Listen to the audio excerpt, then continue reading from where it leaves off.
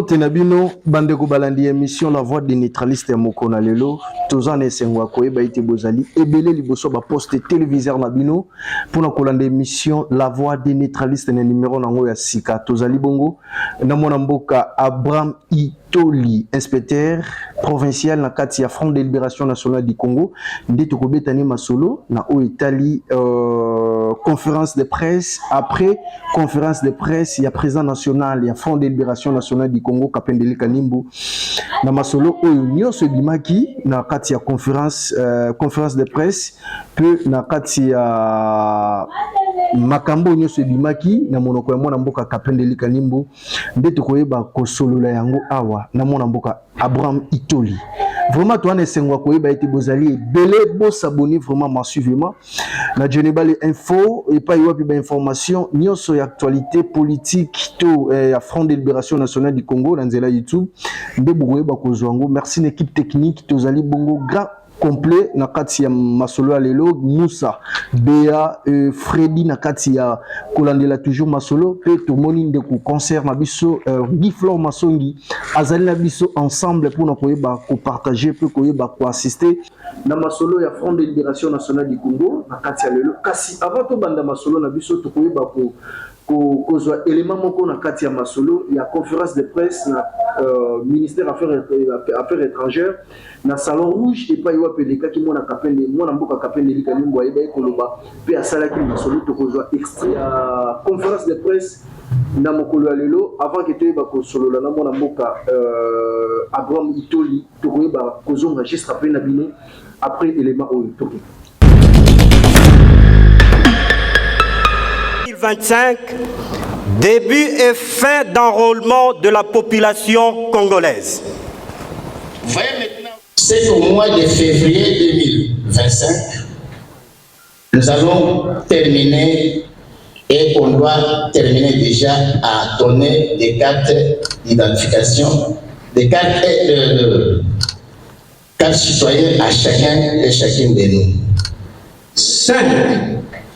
Du 30 mars au 28 juin 2025, début et fin d'enrôlement de la population congolaise. Vous voyez maintenant au contraire. Mais nous avons déjà fait l'enrôlement. Et si au moment que nous sommes ici, vous avez fait l'enrôlement, montre-moi maintenant ton identification. Si par exemple vous allez voter demain vous irez au Syrie. Et vous avez mis la loi au Parlement que pour être président, il faut être demain repère congolais. Vous l'avez vu avec quoi? Maintenant, vous tous ici, qui est congolais, congolaise de père et de mère, qui a sa carte citoyenne, montrez-moi. Celui qui en a mettez les doigts là. Maintenant, vous êtes congolais comment? Et si vous êtes d'un autre pays, vous vivez ici au Congo, là où il n'y a pas la carte d'identification. Et c'est bien, comme j'avais déjà parlé au principe, il n'y avait pas l'accélération des choses à cause de cette divergence que j'avais dit.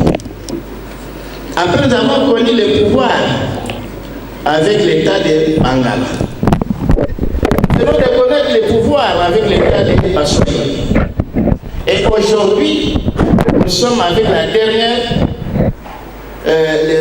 étape qui est le pouvoir de Baluba. Ce qui veut dire que les 4 États ont maintenant accédé au pouvoir de notre pays. Là maintenant, nous devons maintenant penser très bien. Nous sommes arrivés au moment de réflexion pour voir d'où nous avons pris l'erreur. Comment nous avons connu cette erreur dans notre milieu. Parce que si nous avons convoqué ça avant que nos frères Baluba ne prennent le pouvoir, ça devient l'injustice. Aujourd'hui, tel que nous sommes là, Congolais, Congolaises, nous avons la chance, cette chance, celle qu'il doit nous donner, c'est de notre excellent chef de l'État. s'il sera inspiré par ses ancêtres, pourquoi nous ne sommes pas... Vous allez voir ici que les calendriers que vous allez amener, vous allez vous poser des questions.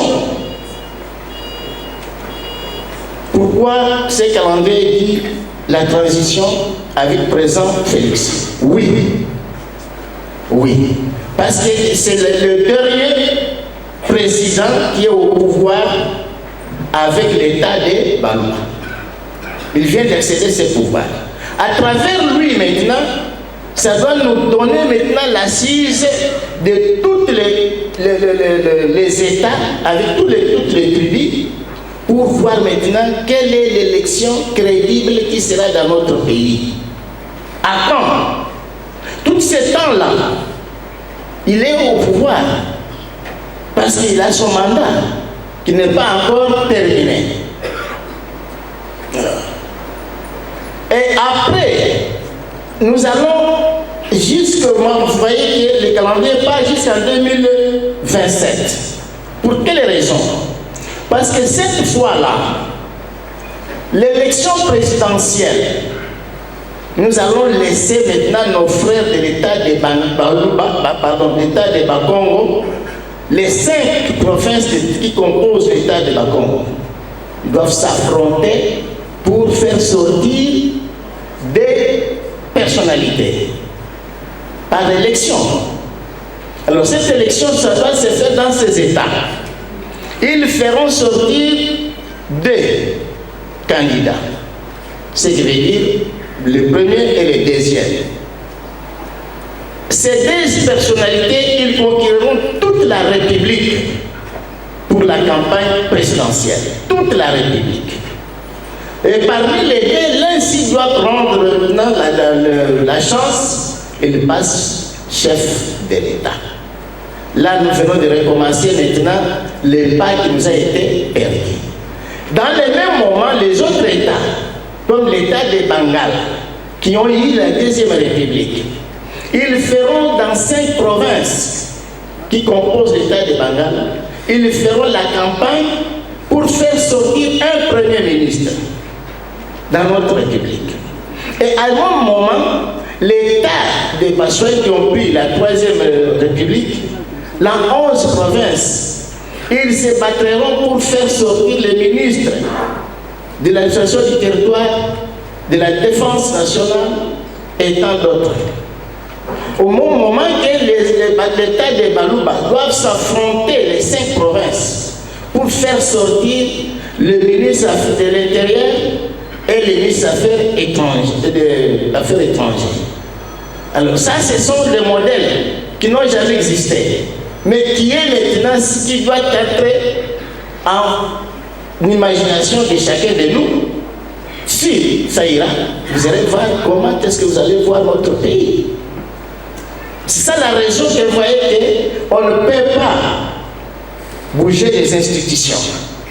Toutes les institutions sont maintenues pour nous donner la chance maintenant de récupérer le point qui nous a été perdu. Et dans ce sens, vous verrez que vous allez demander pourquoi maintenant il n'y aura pas des élections des députés. Non, on ne doit pas retirer les députés qui sont là. Ils ne doivent pas encore chercher l'argent de quoi, des campagnes. Ce n'est pas un manque de l'argent, non, non. Ils restent là-bas. Et ils seront maintenant transférés tous dans la chambre haute, comme les sénateurs. Il y aura la partie des autres qui resteront au Parlement. Et dans la salle du Parlement, ça restera vide parce que nous allons faire entrer tous les présidents des partis politiques qui sont reconnus officiellement par le ministère de l'Intérieur. Ils doivent entrer pour que nous nous battons maintenant pour notre question dans notre pays. Alors, les ministres, ils seront assistés par les administrateurs d'État auprès du ministère. Alors, c'est ça que nous allons faire, notre campagne, pour avoir maintenant la liberté pardon, de notre peuple et de notre pays. Parce que sinon, si nous luttons, nous allons à l'élection. On part à l'élection. Pas pour l'élection terminée, on a voté les autres. Chacun viendra avec les siens, les siens, les siens, les siens. Et nous terminerons toujours chacun pour soi, Dieu pour tous. Mais ça ne donnera pas d'importance à la nation congolaise. J'ai dit et je vous remercie. Dans l'élément ya conférence de presse des sujets il y a Moboko oyo tokosolola awa na kati ya la voix des neutralistes à Mokona lelo avant après toujours sujet mususu il y a actualité politique ya République démocratique du Congo mwana mboka Abraham Itoli Mbote papa journaliste boni santé politique santé libération nationale du Congo au niveau provincial et au niveau national santé nabiso il y a parti ezali malamu pe kitoko koleka kolandisama na misala malamu pe kitoko yo tozali kosala santé na biso ezali malamu kitoko makasi koleka. Voilà, santé ya Front de Libération Nationale du Congo ezali malamu au juste après conférence de presse un élément au Bouti Kolanda après conférence de presse il y a mon mboka Kapendeli Kanimbu na ministère Affaires étrangères toyoki ki masolo ya mwana mboka Kapendeli Kanimbu ebimisi la vérité ya conférence nationale souveraine na ndenge nini ya protéger pe institution ya mboka na biso. Oui, ya solo esingelaki kaka tokoma na bosolo parce que mbala mingi batu naka tango bazali komona mwana mboka Kapendeli Kanimbu koleka ba yebaka penza te makambo ye alobaka subasma nango esalaka pasi mingi na batu mingi oyo bayebi masolo wana te nde masolo oyo ya le 7 na salon rouge ya affaires étrangères nde esalamaki po elimbola epesa ye yano bosolo na population bayeba ete misala ya conférence nationale esalamaki na kati ya mboka oyo pe ezalaki reconnu na l'état oyo azali kotambusa mboka nde esengelaki population ayeba nini esalamaki conférence nationale pe pourquoi azali lelo mokonzi ya au conseil national ya transition na mboka Congo. Très bien, mwana mboka pourquoi pona koyeba mwana mboka Kapendeli Kanimbu azali bongo mokonzi ya au conseil national de la transition na kati ya République démocratique du Congo. Mwana mboka Abraham Itoli ozali moko ya bayi oyo basambelaka l'église kimbanguiste oyoka mokonzi ya mboka tate ekolo Félix Antoine Tshisekedi Tshilombo ya pour réaliser promesse oyo apesaki na bino bakimbanguiste que le 6 avril ezali journée moko ya ko mémoriser kokanisa lit ya mwana ya papa na biso Kisimo Kimbangu na oyo nyonso asalaki na République démocratique du Congo mpona koluka indépendance ekota total na kati ya Afrique to na kati ya République démocratique du Congo. Réaction na bino ekozala nini par rapport ya réalisation oyo tata mokonzi ya ekolo Félix Antoine Tshisekedi Tshilombo a réalisé na mboka? Oui, na korekadre mwa moke na motuna na yo biso tozali ba inspecteur ya ini tozali ba oyo bazali tosali théologie ya ini tozali ba inspecteur na koloba na ndenge clair que bozali ba pasteur tozali ba pasteur na kati ya ini to na motuna na bino botuni biso ya no na biso ezali nanu to ko remercier mokonzi ya mboka pona initiative malamu azwaki soki tokozonga epai na biso na kati ya statut na biso ya ini ezali na bongisani oyo tosi tobongisaki mpe ke mokolo oyo wana ya kobanda mosala ya papa na biso mosakoli papa Simon Kimbangu kobanda na ye ya mosala na ye ya bonganga nzambe epai na biso ebongisamaka mpe na kati ya mikanda na biso oyo ya statut de neutralistes indépendants ezalaki déjà makambo oyo tobongisaki ezala jour férié to l'état ayeba koreconnaître jour wana na yango tokotonda kaka tata nzambe mpona mayemanso mokonzi ya mboka a décidé. Alors ezali victoire ya église ezali victoire kaka te ya kimbangiste parce que na mokolo oyo wana ya le 6 ezalaki mokolo oyo papa Simon Kimbangu abandaki lotomo na ye.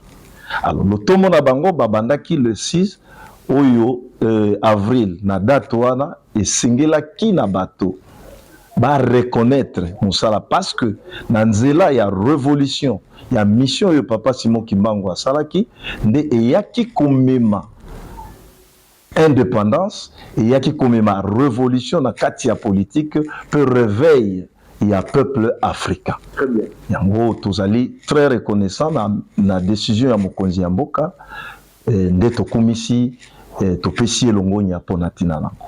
Très bien. Moi mboka vraiment boyebi ko pesa pena ba version par rapport ya journée ya le 6. Journée ya le 6, pourquoi mokonzi ya mboka ayebaki na koyeba kotia yango kaka? Est-ce que ezali na makambo mosusu na sima le 6 wana oyo mwana mboka notre leader Kimbangu asala na bane oyo azalaka? Oyebi na politique il faut ko rachetaka temps. Soki tokotala longonya topesi na mokonzi ya mboka soki tokotala tozali na période nini période électorale. Alors l'église kimbangiste eza ko renfermer ba fidèles ebele tomoni ndeko na biso président na biso ya Seni azaki candidat ya église kimbangiste. Alors il faut qu'on récupère la situation politique tango nyonso occasion et pesameli politicien. Voilà. Alors biso tokobenga ngo récupération politique connaissant que datoana oyo bato bakimbangiste ebele bazalaki kozela soki tokosala to reconnaître datoana toko récupérer électorat wana na niveau ya église kimbangiste na yango l'acte ezali malamu mais na côté mosusu ezali na ba intérêt moko na sima ya ko promulguer date wana ya le 6. Très bien. Moi mboka tukende na sujet na biso ya mokona lelo qui Kapendeli Kanimbu. Kapendeli Kanimbu. Kapendeli Kanimbu azali un Congolais de père et de mère. Kapendeli Kanimbu abotami na Musumba na Lualaba na province ya Lualaba na district ya Musumba na secteur ya Mwatiamv. Azali mwana ya papa Reine Paul Mukashumba puis mama Mafefe Yin. Azali Congolais oyo abotami na kati ya mboka pe azali na un patriote oyo tata nzambe abungisaki koya na bango na mokili. Koya na bango na mokili ezali etinda na kati etinda wana makambo ebele ezali ya kobatama na kati wana. C'est la personne idéale oyo tokoki koloba qui peut ramener notre pays na développement intégral. C'est la personne oyo azali vraiment un politicien oyo atondisami na bolingo ya mboka lit na ye utakala ezali kaka pour le bien-être ya peuple congolais et peuple congolais azala malam wana lit na ye uta bolenge na ye kobanda koluka bolamu ya mboka Congo nde tosengi ete vraiment tango journaliste ozali kotuna qui est Kapendeli Kanimbu, c'est la personne idéale pour le développement ya Congo, pour la libération ya Congo, pour le bien-être ya peuple congolais. Kapendeli Kanimbu azali vraiment katangé vraiment il y a des pères et des mères. Des pères et des mères. Ce qui loi proposée dans mon mboka Tchani, est-ce qu'il dit quoi rattraper par rapport à Congo, la congolité, bon, de père et de mère, bateau de bakoye bako diriger mboka. Bon, wana essayer sauter bango. Parce que na loi ya congolité toza kolobawa, mwana mboka kapen, papa na ye azali congolais. Maman na ye azali congolaise. Donc pour la loi wana pour na papa kapen de likanim wana est sauté. Et sauté déjà. Tokolo dans la sens à sauter parce qu'il azali congolais. Parce qu'il azali congolais de père et de mère. C'est bon. Moi mboka likambo to lubaki na kati ya conférence de presse ya mwana mboka kapen de likanim. L'impact na yango na kati ya Congo ezani. Ok, merci mwana mboka Mopanzi Sango. Kolanda point de presse oyo tolanda qui y a le 7 avril na Salon Rouge ya affaires étrangères. Ezali esengo mingi kolandisa mabwanya ya leader ya système Union de neutralistes indépendants, guide rénovateur asali musala moko oyo esengelaki esala mabongo pona nini tobengi président ya Haut Conseil ya transition ebimi kaka na poasa boyete abima mokonzi ya Haut Conseil ya transition. Il y a eu de démarches oyo esalamaki de procédure oyo esalamaki na l'état oyo azali kokamba ekolo. Na kati ya ba démarche oyo esalamaki kozonga na mwana mboka na kati ya mboka atsingelaki a poursuivre mission oyo ba pesaki na kozonga na bango pour la libération ya mboka Congo de la réouverture ya conférence nationale. Et mwana mboka atiaki mayele na yenyonso na musala oyo ya réouverture ya conférence nationale parce que na kati ya conférence nationale kuna nde biyano ya kobima na kati ya boumbu ya bapaya ya peuple congolais. Na yango na kati ya conférence nationale oyo erenisaki peuple oyo esangisaki peuple nyonso tozwi ba parti politique tozwi ba confession religieuse société civile tozwi ba chef coutumier toye kozwa peuple congolais ba serenisaki na jolicite na 2017 pe na kati nango oyo résultat ebimaki wana bana mboka nyonso baponaki motambusi rénovateur guide rénovateur ya système Union de neutralistes indépendants comme président ya Haut Conseil ya transition. Na yango esengelaki comme CNS ezali institution ou ezali au-dessus ya ba institution nyonso.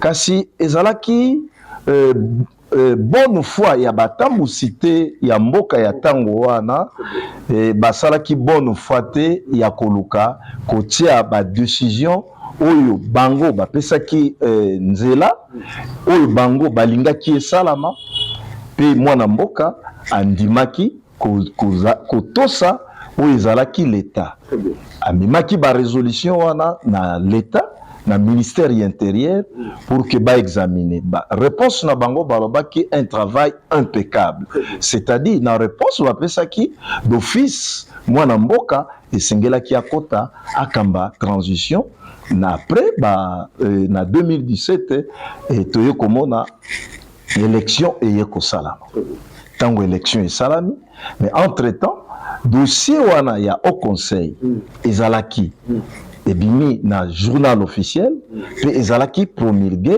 ezali lelo na journal officiel. Donc soki tozongi sima ce qui est reconnu par l'État, promulgué na journal officiel, ezali kotalisa ete mwana mboka kapendeli kanib azana makoki azwi makoki ya kotambusa mboka. Toyebi état de droit esali oyo kokaki kosala mwana mboka lelo atikaki maboko na sete alobite na ye na mboka po to libérer peuple congolais. Peuple congolais oyo azobika na kati ya souffrance moko akri sikoyo eleki lisusu koleka et a décidaki a continuer litwana et na litwana toyebi justice ya mboka na biso esalaki que ba démarche wana ekei et lelo azwaki gain de cause l'état ayaki ko répondre ye ko reconnaître misala ya conférence nationale. Tango nyonso mwana mboka Kapendeli azali kolobela makambo ya conférence nationale et batu mingi bazalaki ko sosola yango te yango yo na bwanya bazali nango balobaki non to suka boye te esengeli to sangisa batu po na communauté internationale na bayebi nyonso bazali na bakwa nyonso na monde bayoka misala ya conférence nationale ebotaki nini esalaki misala nini pe esali nini pour que lobi mboka na biso e bénéficier na misala ya conférence nationale. Na yango mwana mboka asingaki na bakonzi ya mboka bapesa biso makoki ya kolekana mpona koyebisa na batambusi ya mibeko ya pe kotambusa bapanzi sango oyo bino bozali quatrième pouvoir oyo bazali kosala lien entre le pouvoir et le peuple. Alors tango bozali tozali koluka koyebisa na bato nde toprofitaki mokolo wana mwana mboka azalaki clair na maloba na bango balobi voilà misala ya conférence nationale nde epetindi biso to ya koyebisa na population te tozali kokende na transition. Parce que transition oyo endimamaki na bakonzi mais toyaki komona élection esalamaki na 2018. Alors, ce qui totali transition, élection, transition yo ezali ko mema biso pona ko kotisa misala ya conférence nationale souveraine oyo elekaki na 2017 réouverture pe finissage nango pona ko kotisa na mboka mobeko likonzi oyo ezali républicaine oyo bana mboka bango moko bazwaki bandimaki yango pour que mboka ekende liboso. Très bien, moi papa Abraham Itoli. Impact il y a conférence de presse ya mwana mboka Kapendeli Kanimbu na Congo Mobimba ezani vraiment. Oui. Impact ya point de presse wana ezali vraiment non wana ezalaki conférence de presse. Voilà. Conférence de presse wana esali impact makasi na kati ya République du Congo pe na milliers ya ba politiciens parce que bayo kaka papa Kapen kosala ba déclaration le président du Haut Conseil de la transition ba banderole les ali komata ya transition mais mingi na kati na bango ba lobakate biso to déploraka un peu moi caractère moko oyo la presse n'est pas libre. Très bien. Presse na biso eza liberté là il faut toloba eloko yango presse pour la investigation il faut aller koluka koyeba pourquoi mutoyo alobelaka transition et la presse c'est comme si na ebité oui bozana biso kasi consulter bino pourquoi bino bolobelaka transition pourquoi conférence de presse ya mwana mboka Kapendeli Kanimbu a souligné transition ok voilà lokola tolobaka transition tolobelaka transition esengelaki to expliquer yango na bato origine ya maloba wana ya transition misala nini esalamaki pour que biso toloba transition misala oyo to déclarer lelo to kende na transition vi ba difficulté oyo to connaître depuis accession ya mboka na biso na indépendance. Très bien. Et to ye koleka na ba élection yo to leki nango awa tozali komona rien ezali ko apporter na kati ya mboka. Donc eloko moko ezo changer. Eloko moko ezo changer te. Élection esalami mais il y a que minorité ya bato moko wana ba yoki malamu ba sepeli.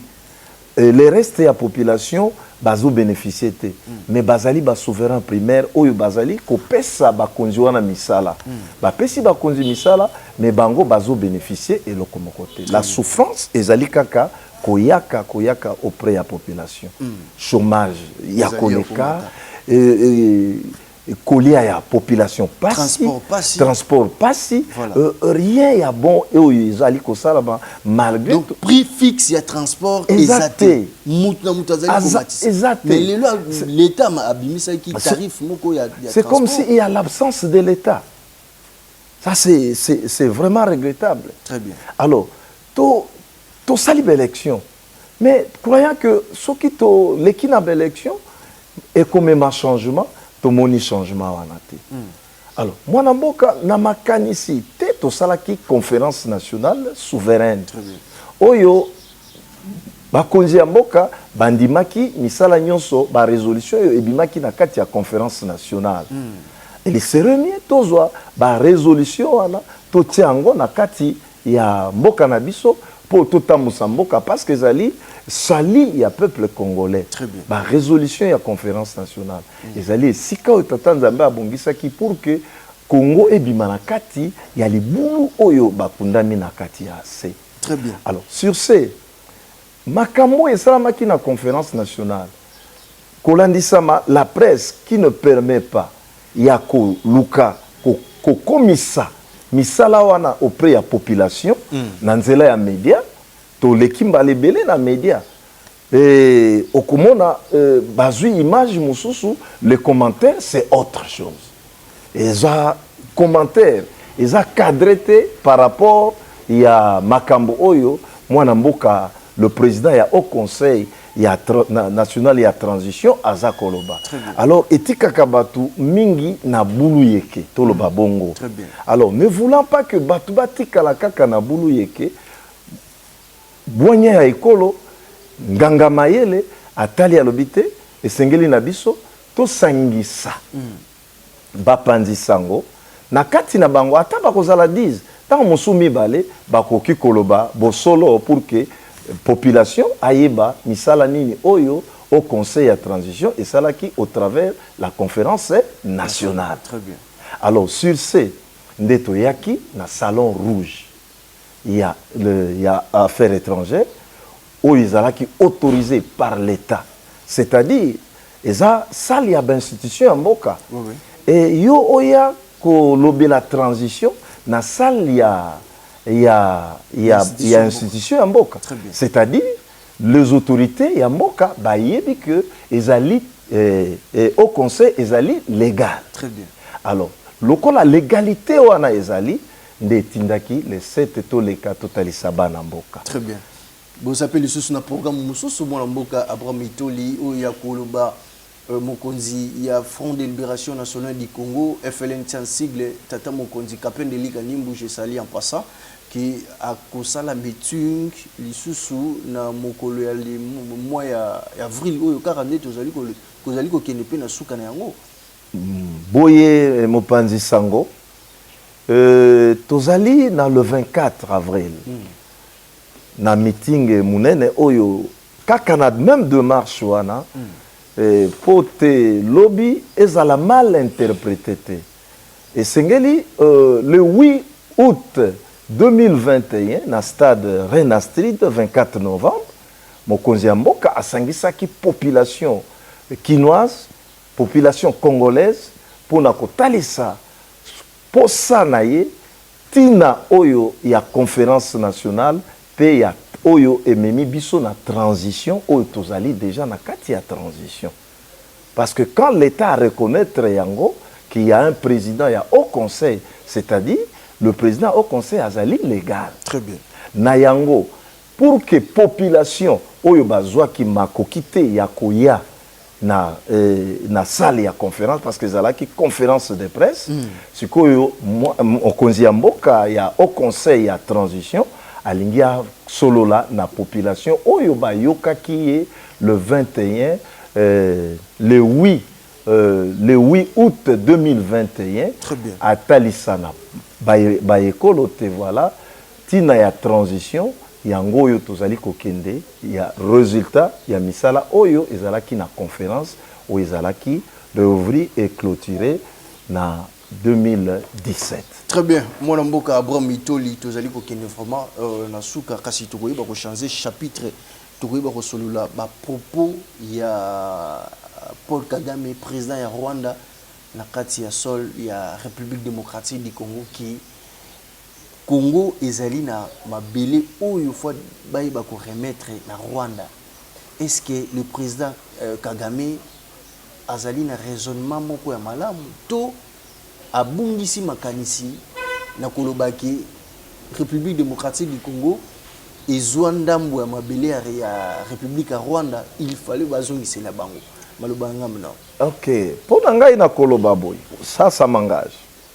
Et mwana mboka mokonzi ya mboka ya Rwanda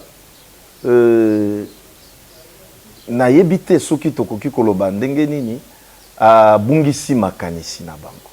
Parce que ba limite wana frontalière wana ezali te bakonzi ya mboka Congo nde batiaki yango. Très bien. Ezali ba colon tango baza kosala de partage ba limitation ya ba bikolo oyo Rwanda, Urundi, Uganda, Burundi ezalaki annexé na Congo. Très bien. Ezalaki ba mboko ya mike kangamaki na Congo. Et ezalaki na ba limite oyo le Belge à l'époque batiaki. C'est ces limites là oyo ba konzi ya mboka ba respecter yango ba limite yango wana. Kasi lokola mwana mboka mokonzi ya mboka ya Rwanda azali tango nyonso na ba intention ya malamu te. Très bien. Et tala lelo to kufisi bandeko boni ba famille boni ba kufisi soki ezali pona ko réclamer beteni ya mabele. Ça ne pouvait pas se passer comme ça. Et ça n'a pas instance internationale oyo bazali disposé ba yebi comment et si kanini limite ya Congo suki ya Rwanda metala to bungisi bandeko boni pour na koluka kaka malobo ya lobi lelo limite wana ya bango exana ngambo na biso na Congo. Est-ce que ça pouvait se passer comme ça? Boni ya batu lelo ba kufi likolo ya ba kozanga kimia depuis la conférence de Berlin. Depuis la conférence à Berlin. Yango nimte salaki ki ba Belge to baye ba ndenge nini ya koyeba ko tia limite entre Rwanda na RDC. Très bien. Voilà. Mais comment ça fait-il président ya Rwanda ayiba na ko réclamer mabele na kati ya République démocratique du Congo? Est-ce que ezali ki mutema mabe to ezali ni loko moko ezali ko tinda ye to batu mususu bazali na sima na ye nde akoluka kimia ekotaka na ngambo wana te? Congo ezali c'est la belle fille, la meilleure fille du monde oyo batu nyonso baza ko envier. Alors c'est la plus belle femme du monde oyo batu baza ko envier. Alors mutu nyonso akoluka aya. Total le parti oyo eza ko créer ba trouble. Sur le parti oyo ezali na ba potentialité énorme. Et par rapport ya kotala là où leur limite ezali, la grande partie oyo ezana ba potentialité ezali na kati ya mboka Congo. Alors kotalisama na ba posa na bango pona ko motema malamu te toloba motema mabete me motema malamu te. Parce que ce qui motema ezaki malamu ngana ko sepela na oyo tata Nzambe apesi ngai. Très bien. Na kosuka même Bible lobi ko déborder limite ya muninga na yote eza punissable. Alors ces nations seront punies. Lelo makila ya ba Congolais et ko ganga mokolo moko boye pona ba tuerie nyonso esalami wana. Et na conférence à Berlin ba traça ki limite wana et limite wana eko changer te. Et teni ya mabele moko te ya mboka Congo ekotika la kolongwa. Peu importe influence ya bato yo bazali na sima na bango bazali kotinda bango kasi mabele wana tata Nzambe apesaki yango na bakoko na biso pour na bénéfice ya peuple congolais et teni moko te ekotika la kolongwa. Très bien. Très bien. Mwana mboka Abraham Itoli kasi ya lelo émission La Voix des Neutralistes et Komina Souka vraiment bandeko balandi. Mwana mboka Abraham Itoli, est-ce que maloba ya Souka pour na peuple congolais topé na ba membre na bino il y a parti FLNC ezali ya koyebisa bango boye maloba ya suka te mais maloba akoyebisa na peuple congolais soki tokozonga nsima mboka na biso ezali mboka bilaka mboka oyo basakoli minene baleka baloba na ntina ya avenir ya Congo ekobonga. Congo ezali mboka ya kitoko, Congo ezali mboka ya makasi, ndenge tolobaka eloko ya makasi, na boye tozala na elikia street tokozala na ba député na congrès pour na kosolola na bango kotala le plan ya sortie ya crise kotalisa comment tokotambusa transition na ba parlementaire bayeba lolenge nini makanisi ya mwana mboka Kapendeli Kanimbo ezali pe tokozonga na ba président ya ba parti politique pe toye na société civile pour na kofandisa mboka na kati ya kimia na esengo oyo to mutu nyonso azala na esengo ya mboka na ye. Voilà. Merci. Bana mboka to sepeli vraiment la présence na yo mwana mboka Abraham Itoli na émission na biso ya Mokona lelo. Merci na disponibilité na ndenge bo accorder émission La Voix des Neutralistes ya Mokona lelo. Merci. Tozali na esengo ko ba ete bozali ebele liboso ba poste téléviseur na bino émission lelo et komi na suka La Voix des Neutralistes to ko ba ko souhaiter joyeux anniversaire na Laure Konde mama moko motema malamu joyeux anniversaire na yo yo mutozali ko fêter mbotama moko na lelo kimia ezala 4 na yo joyeux anniversaire lisusu na Sylvain Kayembe DG ya Excellence Picture ceux qui ont besoin qu'on soit photo ya qualité nde okomona DG Kayembe azali ko fêter mbotama na ina moko na lelo kimia mabota na bino eumela seko pamba te tozali na kati ya koluka kimia ezala toujours na biso ngai na bino Eric Djonebala nazalaki na sengo ko présenter les bino émission La Voix des Neutralistes ya Mokona lelo ceux qui ont une émission ou peut un grand merci l'équipe technique Moussa Bea Gilfler Mansongi azalaki na biso ngai na bino to kutana mikolo ezali ko ya rediffusion émission chaque jeudi à partir à 14h juste restez toujours branchés na chaîne Kinartu Télévision programme ezali ko continuer bye.